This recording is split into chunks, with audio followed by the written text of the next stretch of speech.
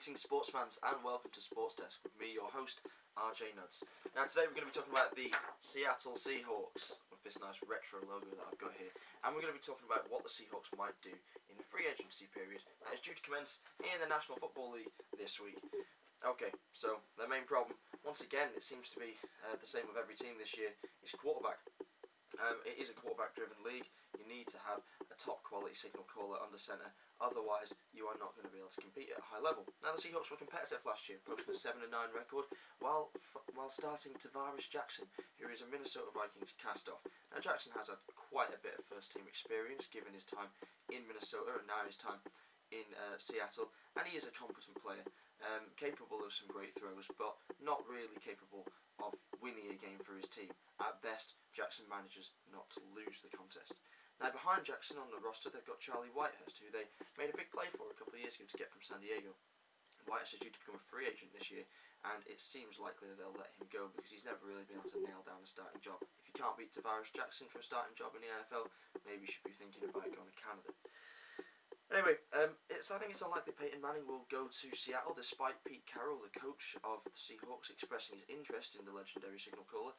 I think that Manning will stay away from a stadium so exposed. There is nothing like Seattle's home ground in the NFL. The horseshoe design of the stadium means that the wind is gale force constantly. The noise is absolutely deafening.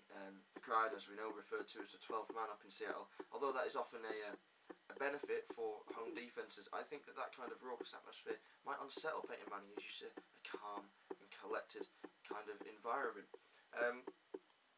Yeah, the weather is too bad. I don't think Peyton will go. Peyton wants success in his last couple of years. He wants to go to a competitor. The Seahawks, he really could do with him there, but I don't think it'll suit his game. I don't think it'll suit a man who's coming back from injury, who needs to take care of his body, playing on such uneven ground, you know, in the rain, in the wind, in the cold. I don't think it's going to happen. So, where are they going to go for quarterback? Matt Flynn's a possibility if he doesn't end up in Miami with Joe Philbin. I'm sure that Pete Carroll would love to have him there. Then again, maybe sticking with Jackson is the way forward for now and picking somebody in the draft. Now, they do have a good running game. They do have a great offensive line.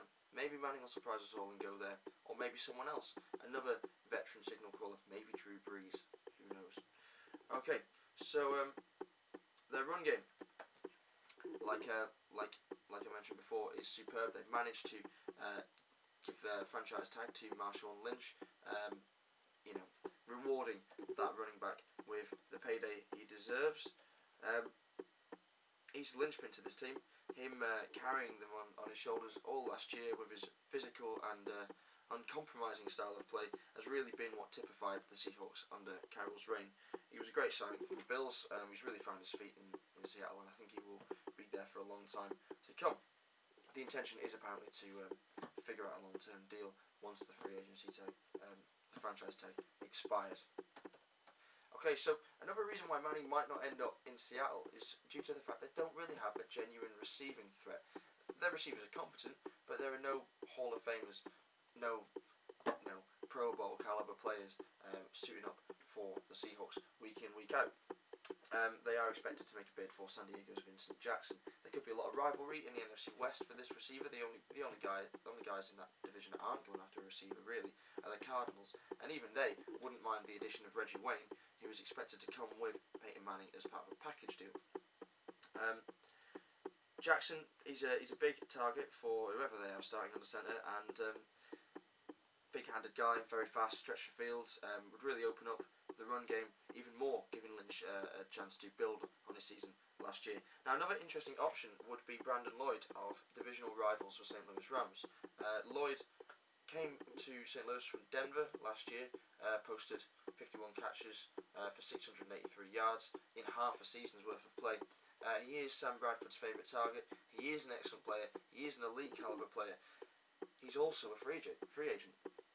Can St. Louis Rams hold on to him? It seems unlikely. Lloyd has expressed his desire to leave, but he's also expressed his preferred destination, which would be New England, to reunite with Josh McDaniels, his former luckless coach of the Denver Broncos, and once again the offensive coordinator of the New England Patriots. Having Tom Brady thrown to Brandon Lloyd, very attractive for every party there.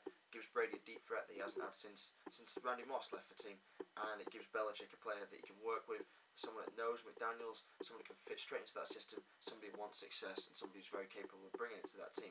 So the Seahawks are going to really struggle to sign Lloyd simply because the receiver wants to play somewhere else, and can they afford it? I don't know. The Patriots never spend big, but they can readjust their cap quite easily. They've got a lot of mature players on there. It's all about the team.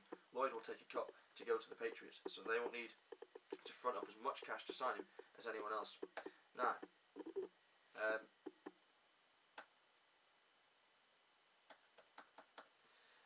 it would be ideal for Carroll to steal Brandon Lloyd from the Rams, from Coach Jeff Fisher, who would love to retain the receiver services, but likely will struggle.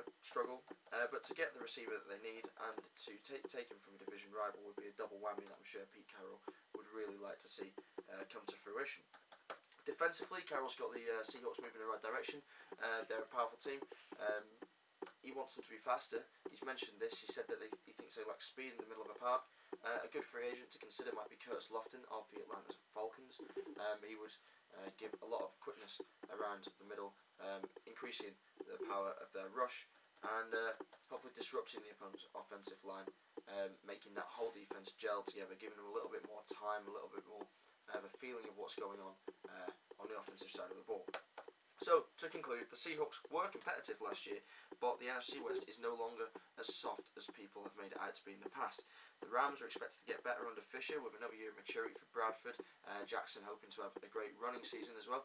The 49ers looking to build on the success of last year and don't look like they're going to slide. The Cardinals may have Peyton Manning and Reggie Wayne in the ranks alongside Larry Fitzgerald, Chris Beanie Wells and Patrick Peterson, our new electrifying defensive back and kick returner. So really, there's stars all over the division, and not many of them are above Washington State. That's all for now. The next team we'll be talking about will be the St. Louis Rams.